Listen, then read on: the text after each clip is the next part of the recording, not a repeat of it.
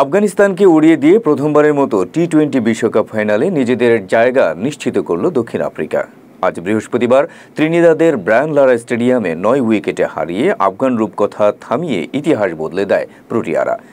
এ জয়ের মধ্য দিয়ে নিজেদের অপবাদ ঘুচিয়ে প্রথমবারের মতো ফাইনালে জায়গা করে নিল এইডেন মার্করামের দল। এ নিয়ে টি-20 আর ওয়ানডে মিলিয়ে অষ্টমবারের মতো সেমিফাইনালে এসে ভাগ্য সহায় হল দক্ষিণ আফ্রিকার।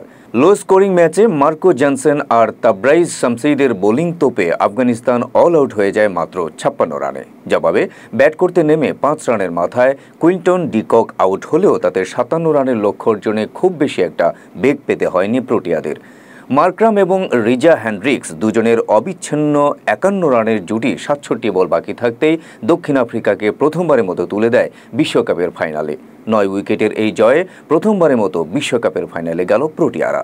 উল্লেখ্য, 1992 সালে প্রথম বিশ্বকাপ দিয়ে শুরু করে ওয়ানডে বিশ্বকাপে 5 বার, টি-20 বিশ্বকাপে 2 বার মিলিয়ে মোট 7টি সেমিফাইনালে খেললেও বদলায়নি দক্ষিণ আফ্রিকার পরাজয়। এবার আফগানিস্তানকে হারিয়ে যার অবসান ঘটালো এইডেন মার্করামের দল।